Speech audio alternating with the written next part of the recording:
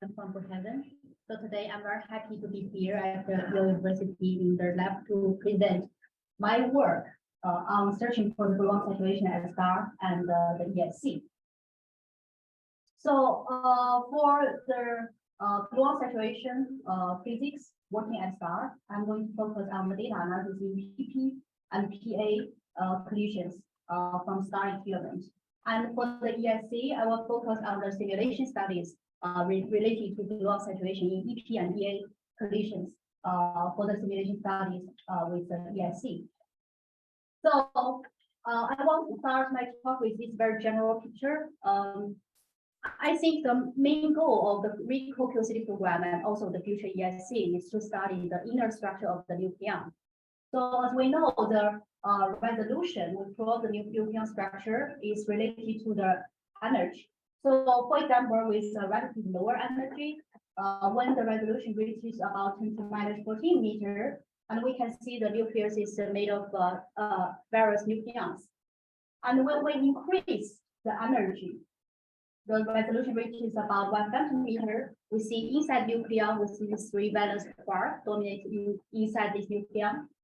And when the energy increases further high, the resolution reaches about 10⁻⁷ meters. We can see much more complicated structure inside nucleon beyond these 3 dominant valence quarks.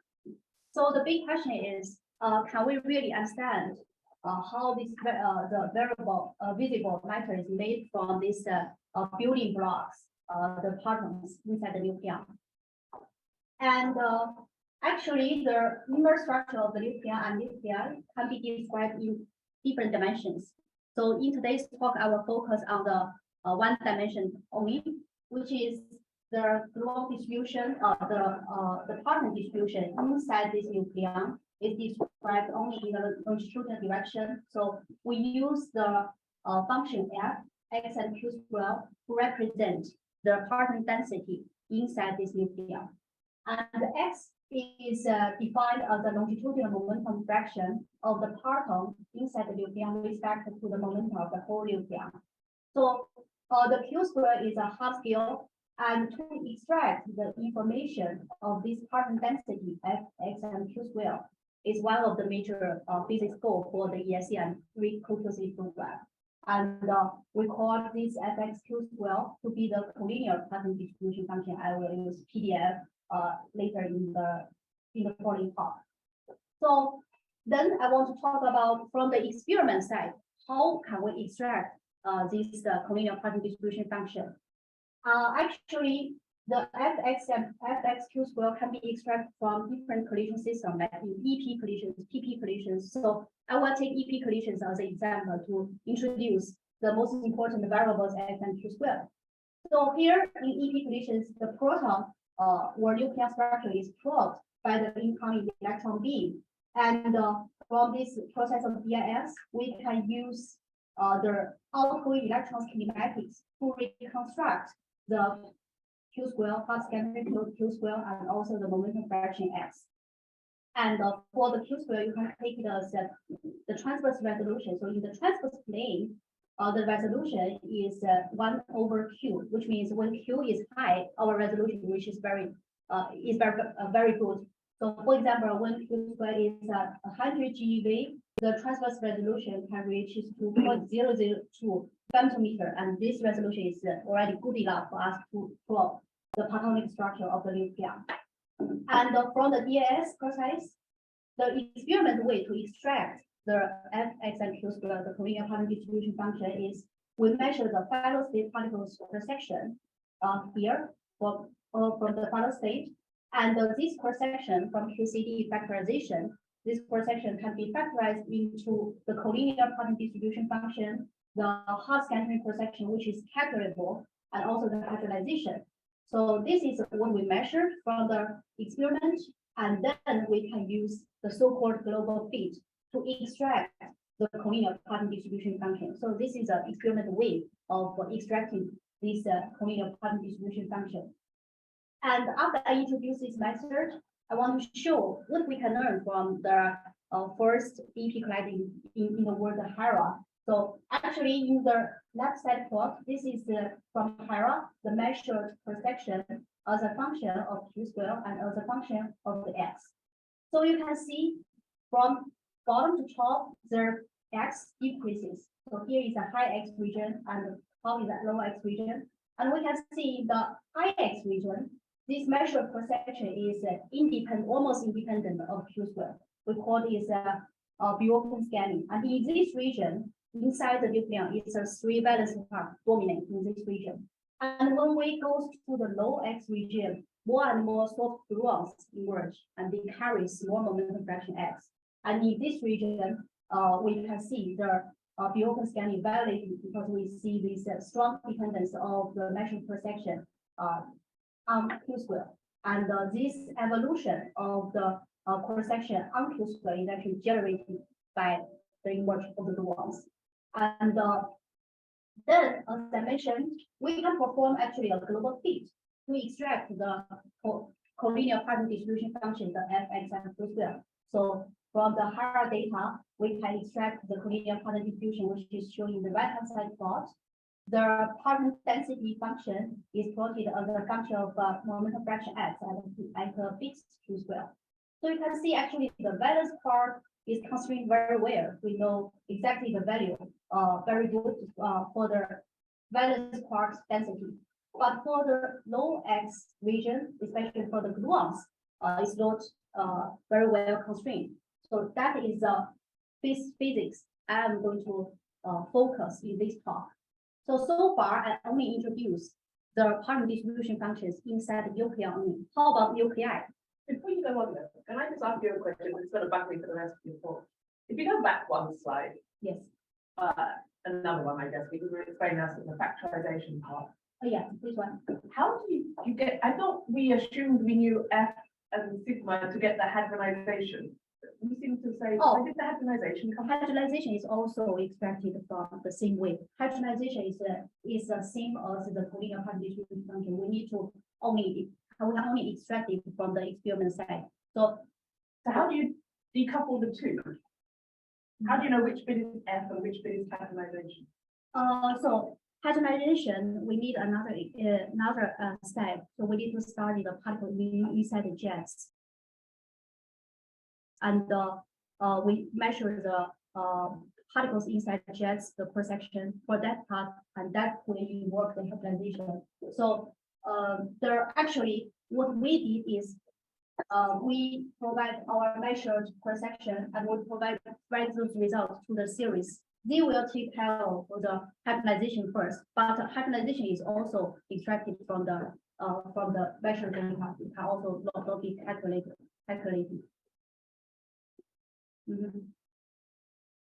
Okay. Okay, so now I want to show our current knowledge of nuclear gluon density. So after I introduce the PDF from the proton or from the nuclear. So here is the data used to extract the nuclear gluon density. And we can see the LHC data basically dominates in the range of the relatively high Q square and covers the X region from low X to high X region. And for the low X and low Q square, the data basically come from fixed target DAS and also contains some dry data and also fixed by zero. And from this data, we extract our newest knowledge of nuclear gluon density. So it is showing here with different Q square. And we can see for both of the Q square, very low Q square and a moderate Q square, we can see at small X region, we see very strong co-nuclear matter because the nuclear modification factor is below 1. But for this, especially for the low Q square region, this low X is really fully constrained. So that requires us to get more data in this small Q square and small X region. And actually, in this space, it is exactly where RIC data can access. So RIC can provide very important input to constrain the nuclear gluon density in this region. And then I want to introduce the gluon saturation in this small X and small Q square region. Actually, the gluon density is a competition results between gluon splitting and gluon recombination. So the gluon splitting is one gluon can split into two, and this process is a linear evolution. So you can take n as the gluon density, and this process is proportional to n itself. So it is a linear evolution. And the gluon recombination is the two gluons can recombine into one. And this process is proportional to n squared. And this is the origin where the nonlinear QCD effects generate from. So actually, the gluon density is the total results of the gluon splitting and the gluon recombination. And the splitting will generate the rapid increase of the gluon density, as I showed in these slides. We see a very fast increase of the gluon density, and that can be explained by the gluon splitting. However, the gluon density cannot increase forever. It has to be timed at some point, and this process can be explained with the gluon recombination. So actually, the gluon saturation is defined as the splitting of the gluon and the recombination of the gluon, they reach a balance between each other. And then the gluon density is timed at this point. And mathematically, we define the gluon density, gluon saturation to be the region where the Q square is smaller than Q square S, and Q square S is the so-called saturation scale. And you can find that corresponds to a very small X and that very small Q square regime to be the saturation regime. And it is also predicted from the color glass condensate. In the high-value nuclei, it is easier for us to access the saturation regime because the QS is proportional to the nuclear mass number 8 to 1/3. So with a high-value nuclei, the QS is going to be larger. And when QS is larger, it will make us easier to enter the regime, the Q square, which is smaller than QS. So next question is, from the experiment, how can we plot the nucleon gluon density were distributions in this saturation regime? So in 2005, Dima and his collaborators proposed this di-hadron correlation measurement. And this is one of the most sensitive channels to access the gluon saturation.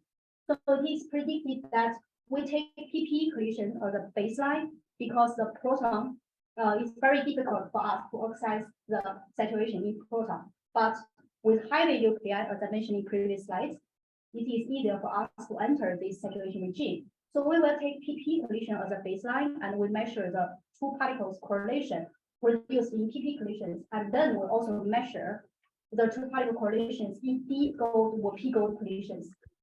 And we compare the back-to-back correlation function between these two collision systems. So it is predicted with saturation in gold beam, and that will generate this suppression of the back-to-back correlation in D gold compared to PP collisions. So the peak is lower in D gold compared to PP collisions. And this suppression of the back-to-back correlation is taken as a signature of the gluon saturation. And that is the idea. So after they proposed this measurement, we have many following up theoretical predictions to discuss about the detailed feature of this suppression of the back-to-back correlation. So as I mentioned before, for gluon saturation, we want to go to small x and small Q square events. So from the experiment, how can we access these small x and small Q square events? In this, so you can see the cartoon here. It is PA collisions, and we want to select the two forward particles correlation. And actually, by selecting the two forward particles, naturally help us to select a very asymmetric collision. So it's more likely to be a high X quark from the proton side interact with a low X gluon from the gold side because of the kinematics shown here. So X2, the target X2 is what we want to study from the gold side. The X2 is proportional to PD and anti-proportional to rapidity. So if we want to access small X events, we need to lower our PT and detect more forward cycle. And then Q square, we want to access small Q square events. That means we also need to lower our PT. So you can see from these two plots, this means varying PT. You can see from PT high PT 3 GeV to lower PT 1.5, we see a very large suppression. So the back-to-back correlation is much lower with high PT case compared to the low PT case. So this signature is enhanced with the low PT. And on the other side, vary the rapidity. So by looking at detecting more forward particles from the intermediate rapidity 1.5 to 2.5, we see more suppression. So this is are the two ways we can access the small x and small q square events as we want. And on the other hand, we can increase this saturation scale. As I mentioned before, saturation scale is proportional to the nuclear mass number 8 to 1/3. So by probing, by using the heavy nuclear collision data, the QS is higher, and that will help us to enter the saturation regime as well. And on the other hand, we need to probe the more central collision because QS is anti-proportional to the 1/b, the impact parameter. So that means that from peripheral collision to central collision, we can see more suppression. So these are all the detailed signatures of the saturation phenomena in terms of PT, rapidity, impact parameter B, and the nuclear mass number 8. So then the question is, from the real data, can we observe those signatures from the star data? So then I want to show our recent studies about these two particle correlations in PP and PA and also DA collision. This is a new results I'm going to talk about in today's talk from Greek. Before I show the data, I want to introduce a little bit about experiment setup. So we measure the two forward pi-0 correlations in 4 collision systems, PP, P aluminum, P gold, and D gold collisions at 200 GeV. And these two pi-zeros are detected through the star forward detector, and each pi-zero, of course, is reconstructed from the 2 decay photon. And then we measure these two pi-zeros as mutual correlations. So it's a number of this pair divided by the number of trigger particle and also divided by by beam, what you choose. And we compare these as mutual correlations in this 4 collision system. And we also studied the event activity dependence. You can take it as a way as the event activity describes the degree of the collision of the collisions. It's not the identical as centrality, but you can take higher event activity, for example, in P gold collisions represents more central collision. So we also compare different event activities. How does these two particle correlations look like in different event activities? And I also want to mention the most important two variables, x and q square, because we want to access small x and small q square events. So actually, the star data, so you can see here, this curve represents the most forward direction. So rapidity equals to 4, that is the most forward direction we can detect for those two pi-zeros. And that gives us the lower limit of the x. And here is a boundary between perturbative and non-perturbative. And this curve represents QS because we want to access saturation. So Q should be smaller than QS. And this kind of like a triangle shape, this is a region, actually, the saturation region located at. And here is the non-saturation region. So actually, star data can access both the non-saturation into the saturation regime. So then let's look at our data. First, I want to talk about the PP dependence. So in the left-hand side plot, the bottom represents low PT, top represents low PT case, and bottom represents high PT. So we compare the two pi-zero correlations in PP, P aluminum, and P gold collisions. And we can see in this low PT case, we see very clear suppression of the back-to-back correlation in PA compared to PP collisions. And we see more suppression in P gold compared to P aluminum collision. And on the other hand, in the high PT represents high X and high Q square, which is far away from the saturation regime. And we see all of the correlations, they are on top of each other, and we didn't observe the saturation, observe the suppression. So that is the PT dependence. And then we want to qualify the suppression amount. So how much is it suppressed actually in PA compared to PP collision? So we perform a fit we use a Gaussian fit for these three collision systems, and then we can extract the area, which is the integrated area of each collision system for p gold, p aluminum, and p gold and proton collisions, and then we can compare the area of PA to the area of PP. If this area ratio is smaller than 1, of course, we see it's a suppression. So by comparing this area ratio, that generates the plot in the right-hand side plot. So this is a PP collision. It's the area of PP divided by the area of PP. Of course, it's equals to 1. It's a baseline. And for P aluminum, and we see the area ratio is about 0.7 to 0.8. So we observe a 20 to 30% suppression of P aluminum collision compared to PP collision. And for P gold, we saw almost 50% of the suppression in P gold compared to PP.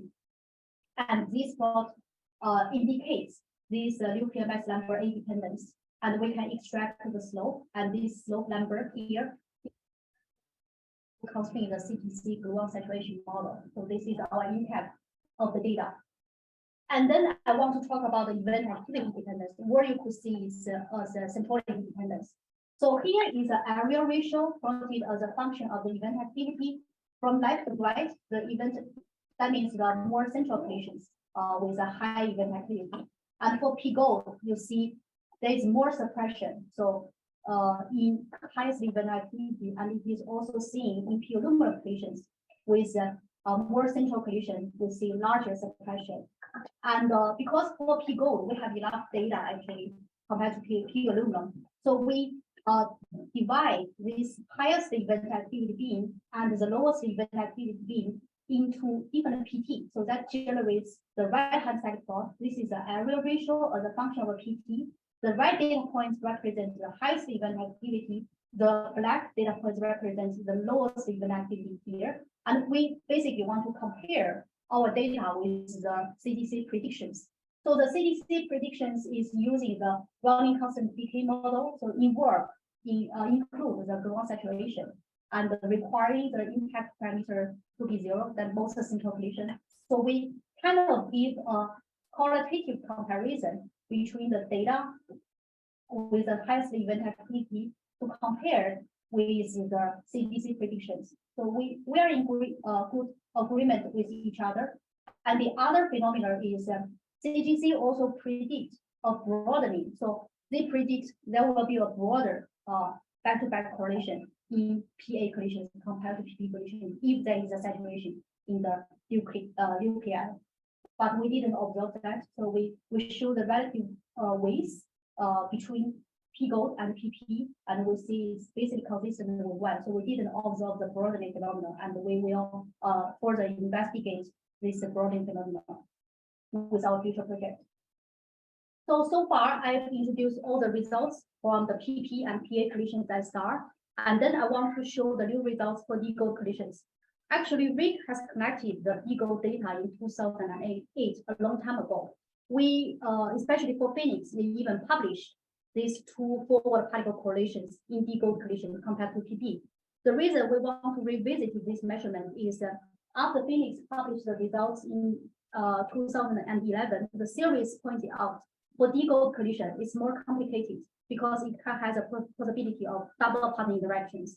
So we want to, that's a reason motivate us to revisit this measurement in d-gold at STAR. And I want to introduce the idea about double partner interactions. So here is the single partner interactions. We measure the 2 pi zeros in forward directions, but the 2 pi zeros are coming from the single partner interactions. For double partner interactions, that means the 2 pi zeros can come from different patterns, different scatterings. And how can we address the contribution from double partner interaction in d-gold collision? The good news is that the series provided these ideas.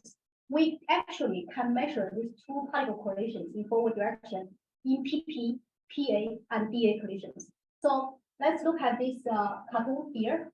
For PP collisions, it can have only this one type of double partner interaction. So the 2 parton Q1 and Q2, they come from the same nucleon from the proton, and they interact the other proton. So this is what PP can have in terms of double partner interactions. And for P gold, except this one, for P gold, it has another type of double bond interaction. There are two protons coming from the same proton beam, but interact with two different nucleons inside the gold beam. And for D gold, it's more complicated. Besides the number one contribution, number two contribution, it has a third contribution. The two protons, Q1 and Q2, they're coming from different nucleons and interact with different nucleons from the gold beam. So ideally, if we can measure these two particle correlations in this three correlation system and we compare them one by one, we would know for each different contribution how much they will contribute in terms of double bond interactions. So that's exactly what we want to do to revisit this measurement in STAR.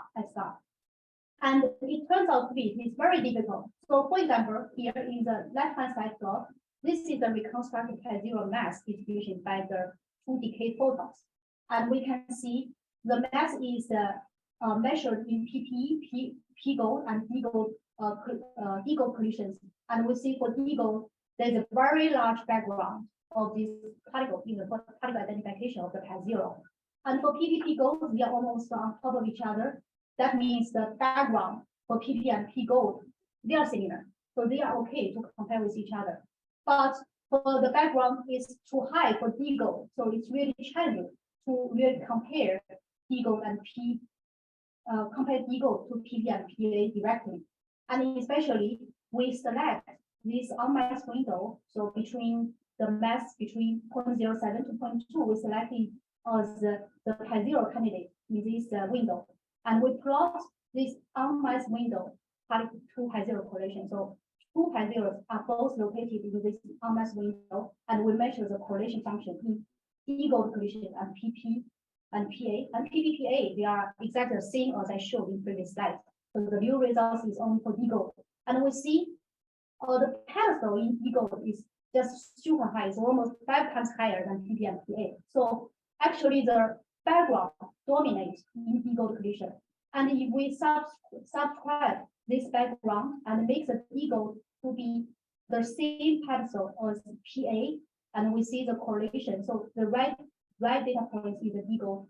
And we didn't see any suppression of D gold compared to PP collisions. And that means the comparatoric background is very large in D gold. And by this result, we cannot conclude if there is a saturation in D gold collisions. And we also compare our preliminary results for D gold collision with the published Phoenix results. So this is the area ratio, which means we extract the area of PP, D gold, and we compare them, the red and blue, with each other, and we get this area ratio. So for STAR, the area ratio is plotted as the event of the event activities, and we see this area ratio is well above 1. That means there is no suppression, it's above 1.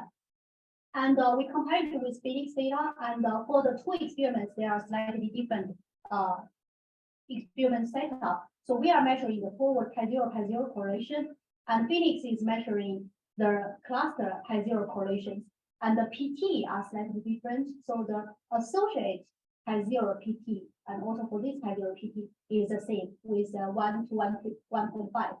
The trigger pi zero PT is different, but we can compare the two experiment results with an overlapping PT range.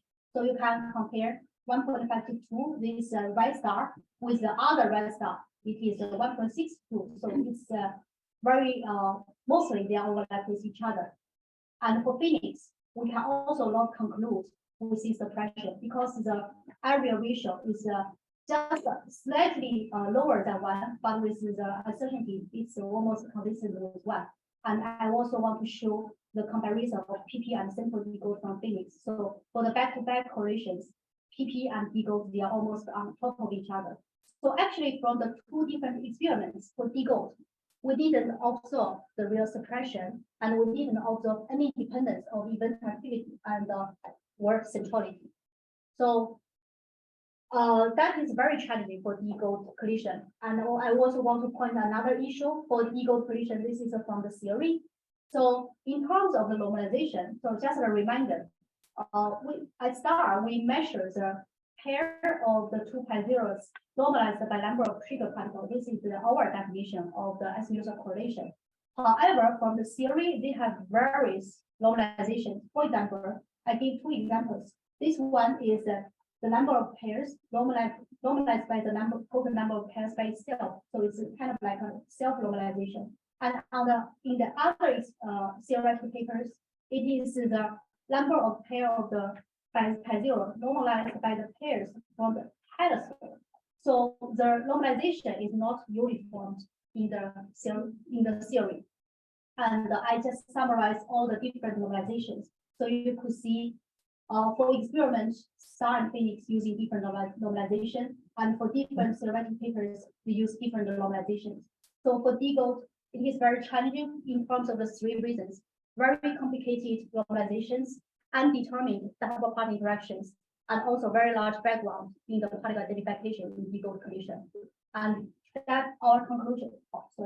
And our conclusion is actually the pi zero measurement favors the cleaner PA collisions compared to d-gold collisions. And the good thing is, in the future, in 2024, we will have more PA data at star. And from this slide, I will talk about our future plan in terms of exploring the gluon saturation at star. So in 2024, we will have very high statistic PP and PA ones, and those data are collected based on the star forward upgrade completed. The star forward upgrade consists of forward tracking system and forward calorimeter system. So that means in the previous results from 2015, we only measured the two pi zero correlations by the calorimeter, and now with the forward upgrade, we can measure the di-charge hadron correlation and even di-jet correlations. So we can expand our observables beyond the neutron pi zero production. And as I showed before, with a small PT that can access the smaller X and smaller Q square regime that is close to the saturation. So small PT is really important. And by being of this tracking system, we can really access lower PT. For the previous PP and PA data, our lowest PT is 1 GeV at FMS forward parameter. But with the tracking, we can really access the lower PT down to 0.4, 0.2. So this is the data I'm really looking forward to see in the future.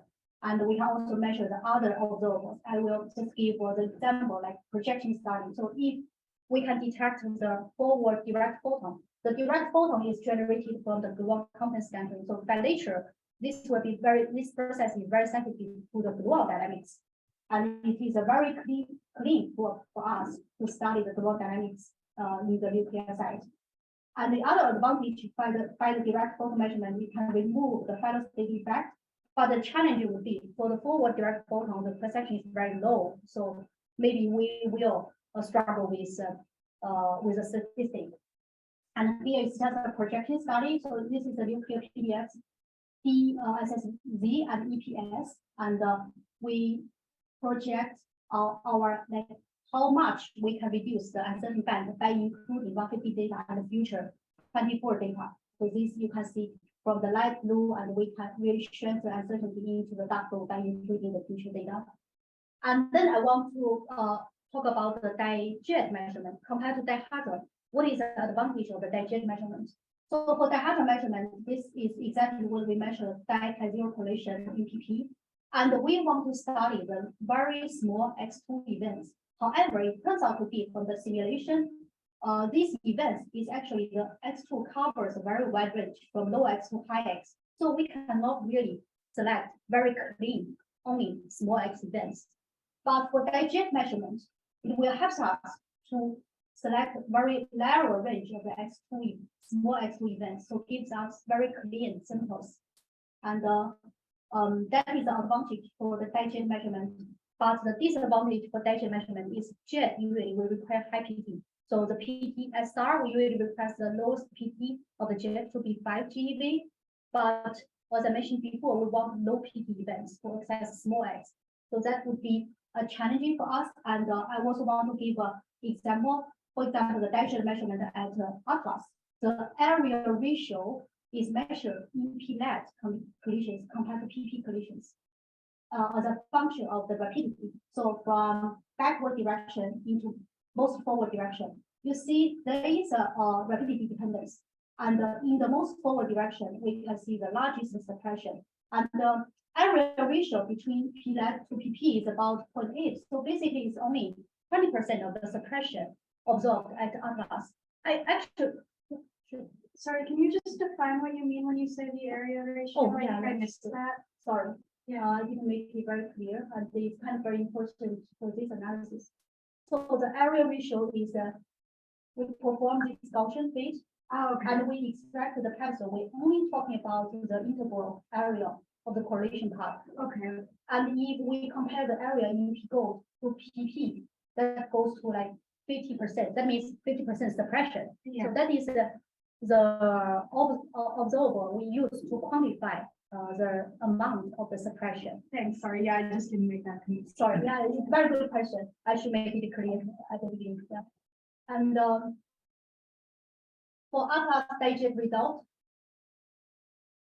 even at the most forward direction, which means the smallest x, compared to the other rapidities, they only observe 20% of the suppression. So the question would be, even because Atlas has a very high center of mass energy, that could help us to access smaller x compared to the weak energy, because weak energy is relatively lower. But why we only observe 20% and the suppression is less than what we observed at start? And my understanding is because of the jet's PT is so high. The lowest jet PT is 35. You can do estimation. The Q square is around 800. So that high Q square pushes us far away from the saturation regime. And I think that is exactly what I mean by the disadvantage of the jet measurement compared to the di-hadron measurement at both at STAR and the LHC. And the bottom plot shows the waste ratio. So talking about the broadening phenomenon, they also measure the waste of the P-lab collision compared to the waste of the PP collisions. They do the waste ratio, and it's the same results as what we found at STAR. So the waste ratio is consistent with one. We didn't observe any broadening phenomenon. It's predicted by CTC.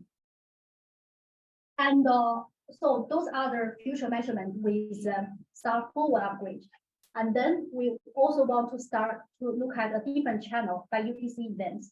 So in go-go collisions, I think I started to work with another colleague Hong from Hokkaido also. We want to study the gluon situations through the UPC channel in go-go collisions. That means the two gold actually doesn't touch with each other, so they interact with each other by exchange of photons.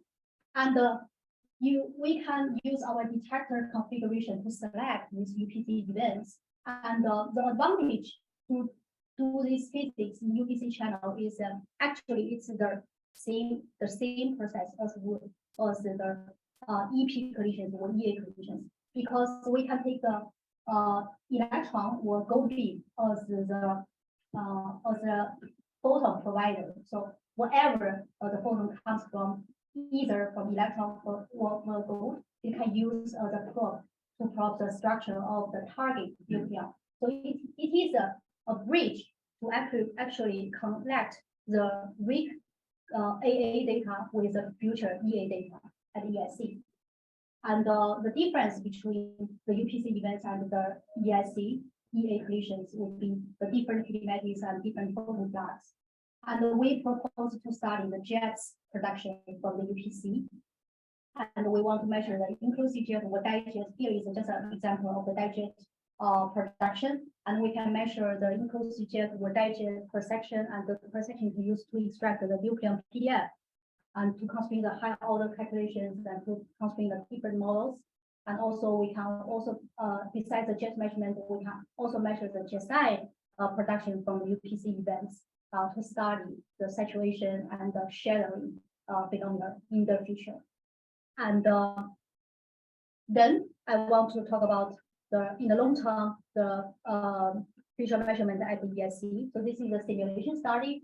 So we perform the same measurement, the die-charge hadron collisions in EP and EA collisions. For EA, in the simulation, we implement the saturation model inside.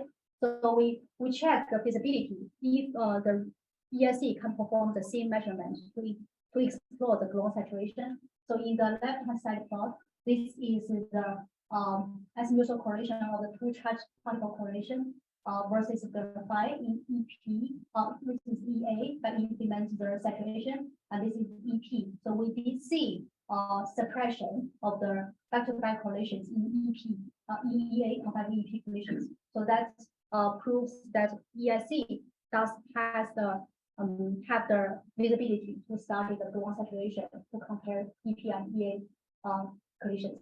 And by only using the nuclear PDF, but do not include the saturation model, we didn't observe. So by comparison of these two plots, that proves the ESC can perform this similar measurement.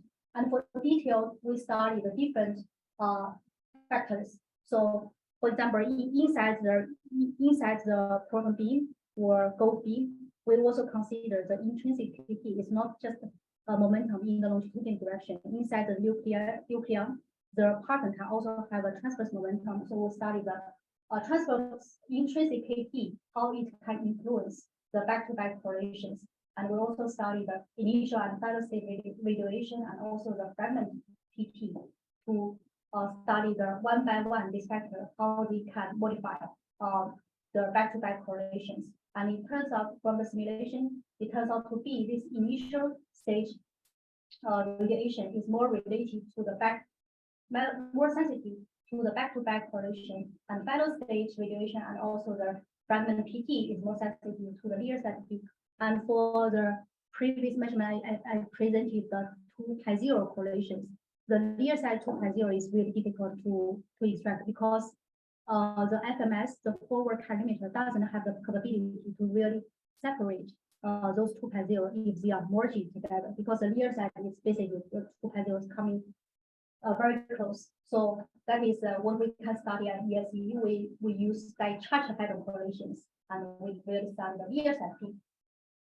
And then I want to, so I talk about the two-particle correlations measurement at STAR, and I also mentioned the digest measurement at Atlas, and also the future measurement at ESC. And then I want to summarize the connection between them. So from the most important phase space plot, X versus the Q square, the this is the rate data control. Here is the region, and the ESC data, this is the highest EA collisions center of mass energy. So this is the ESC data control. So we for RIG and ESC, because we have very close and collision energy, so we plot very similar X and Q square region. And in this semi-overlapping region, we can really test the complementary plots for the gluon saturation. So we study the saturation in PA physics, and then in the future we study the saturation in EA collisions. And we have then after all of the measurements performed in different collision systems, and we saw the same phenomena of the suppression. After that, one can really claim the discovery of the gluon saturation. And for LHC, the LHC data provide relative high Q square events, but with very low X regime.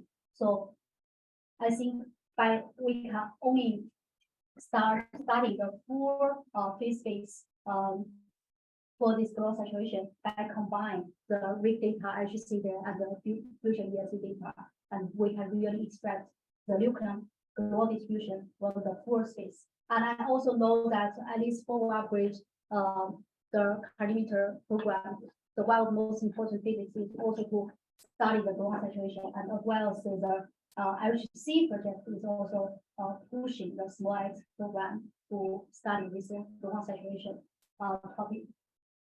And then it comes to my summary. So this talk, I am focusing on the inner structure of the nucleon. When the energy is very high, X is very small. Inside this nucleon is almost everything is gluon. So understanding the gluon density or more gluon dynamics in this small X regime is a foundation for us to really understand the inner structure of the nucleon. And we presented the theoretic predictions and also the data for PP and PA collisions. For the predictions, so the CGC provides the two particle correlation measurements, and they predict the nuclear mass at number 8 dependence, centrality dependence, PT dependence, and rapidity dependence. And in our experience, we really observe all of those dependence from PPPA and PPPA collisions and star. And we talk about the it is very challenging to conclude the two particle correlations in ego collisions. And we also discussed about the density measurement performed at the LHC. And in the future, this is a nuclear gluon density. So by different groups, the small X region will still have very, very large uncertainty. So the data in the future is urgently needed.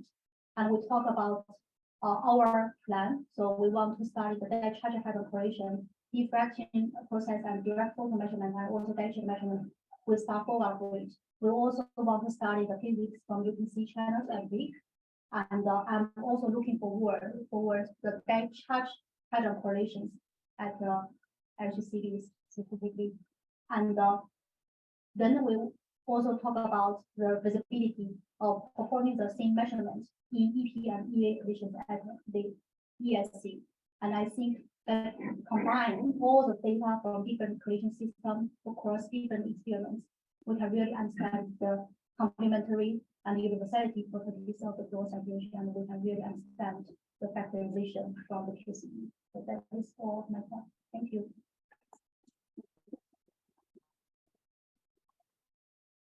Thank you, Xiaoxuan, for a very, very good talk.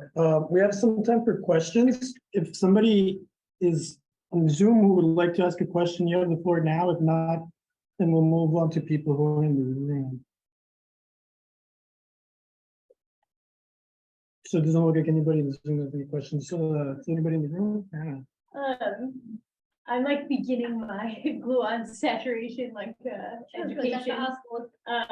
So the thing that I'm kind of confused as I hear more about it is what's the the line between gluon saturation, no gluon saturation? Because so let's say maybe you go back one slide, you said that this suppression is observed, but then no broadening is observed. But then here you say you basically need all the collision systems to claim so what is the discovery point for gluon saturation? Maybe that's an easy question, maybe that's not an easy question, I don't know. I think first word, the theory we predict if there is a saturation, you should be first you saw this suppression of the back-to-back correlation. And on the other hand, you need to observe the broadening phenomena. But we didn't observe that. So, can the conclusion from that be that there's a hint of something, but it's not an observation?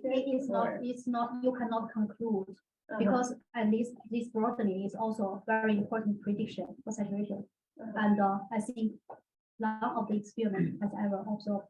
So from STAR and from the Atlas digest measurement, and also from Phoenix gold measurement, we also this width in DA or PA is the same for the PP. So that is our project we are working on. Actually, we want to use the Monte Carlo method first. So we consider about implement this gluon saturation at the beginning, and also we include multiple partner interactions, some fallacy effects. And from the Monte Carlo, we control different inputs, and we see how this width evaluate with different inputs.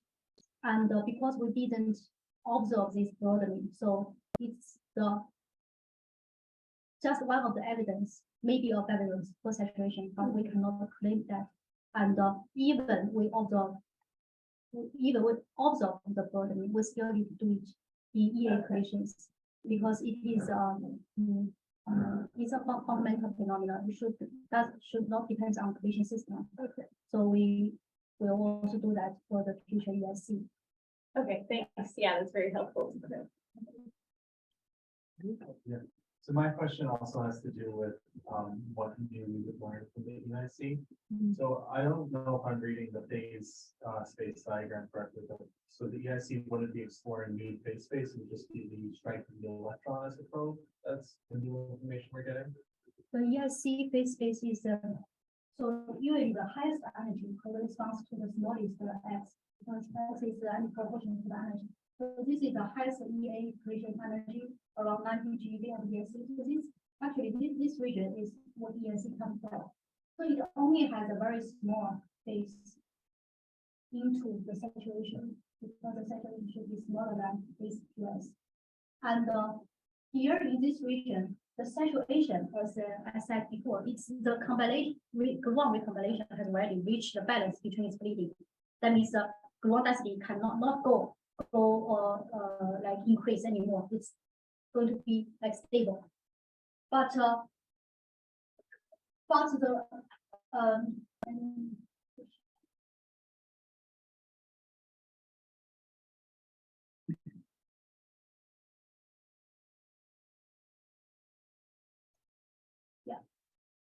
so the gluon saturation, we cannot really see it is the gluon density is already being stable. We can only see so for proton, the gluon density goes very high, and there is no suppression in proton, and we compare it with the nuclei, for example, for grouping the gluon density. Because of this procedure of recombination, the gluon density is lower than proton gluon density, the gold compared to the gold and the proton. So for the proton, the gluon density is going increases rapidly. For the gold beam, because of the saturation, the gluon start to recombine each other. So that slow down the process of the gluon density increase. And sorry,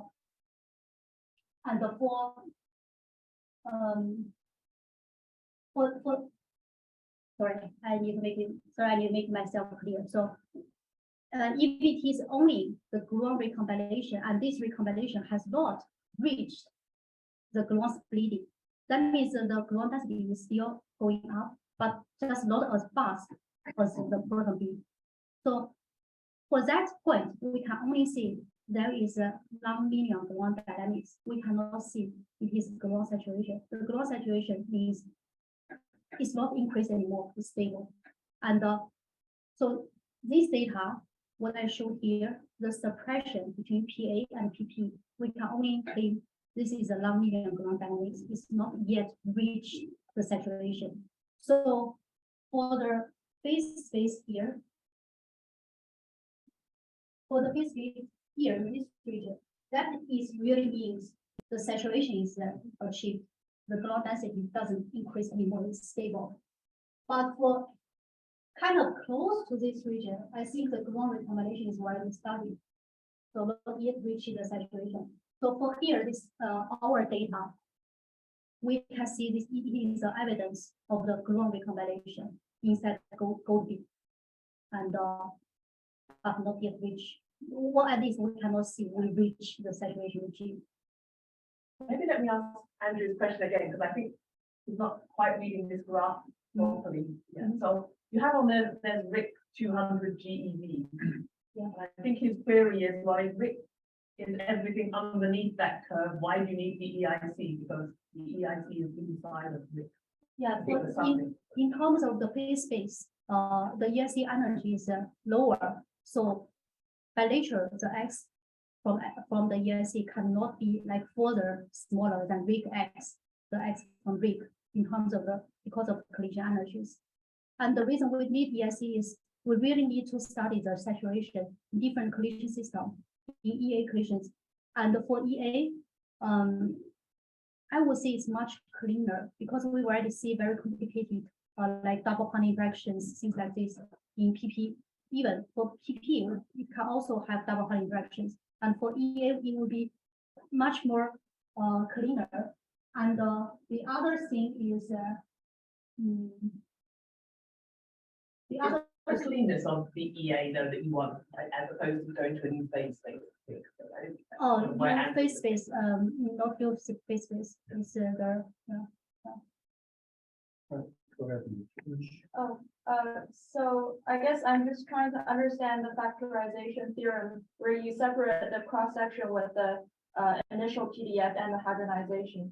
And isn't it one of the conditions for this to work is that the Q square of the cross-section is significantly larger than like the energy scale of your PDF or the hadronization? Like, so I'm just trying to understand, if you go to low enough Q square, would the factorization formula still work?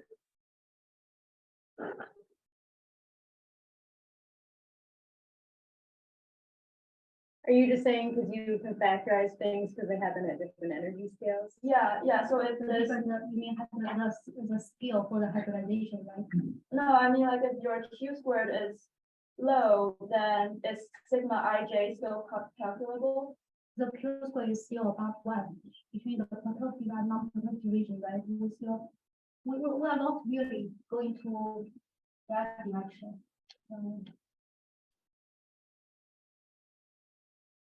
For this region, it's not calculable from the scale above. Oh, Yeah. so you're saying we're, like, I think at some earlier slides, you're saying we're decreasing X and Q square, but okay, I see what you mean. So we are not going to try to measure below the red horizontal. So this part is not productive, it's not calculable. So the CGC doesn't work for this region.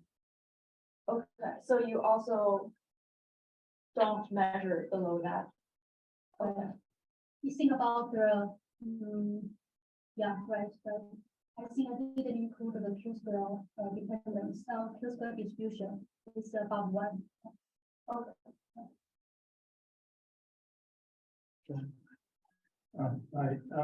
So the kinematics are important for all these measurements, and maybe you could go to your UPC slide. It's one of the ones at the end. Yeah. I guess my question is, how do you know the kinematics?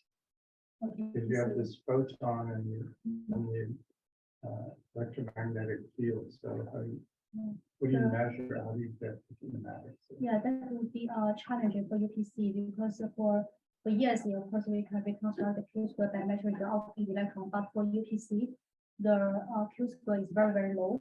It's almost close to zero. And I think our goal is by measuring jets, at least we can use the jets PT as to estimate the hot scale Q square. And also we measure the JSI and JSI mass will help us to JSI mass. I have a question about the normalization you brought up. So you mentioned that like everyone has a different convention, but I was just curious if like, since like dividing by that number is just moving your curve hopefully and not doing anything else, like I guess, does it matter, like, the way you're normalizing it? Normalization is really important, actually. Or like, at least in terms of doing some comparisons with like theory calculations or something like, I'm just wondering if the shape of the curve matters or like the actual numbers you're reading off. Because we are subtracting the pedestal, actually. We just subtracted, we only look at the correlation part. The normalization really matters. If you normalize by very different numbers, it can really change your area or what we expect from the normalization. So my point here is actually we want to study these d-gold collisions for both star and Phoenix, and it turns out to be for d-gold. Even from the theoretic side, the reason they use this self-normalization. So basically, self-normalization is to see this curve, the integral this curve is 1 over b width, is basically because it's self-normalization. And they choose this self-normalization is because if they normalize the same way as what we did by number of triggers instead of the number of pairs, they have an issue with the correct normalization for PP. And for some other cases, they have issue for d-gold. So what I mean is for d-gold collisions, it's just very complicated. Even from the theory side, they cannot give a conform method how we measure from the data.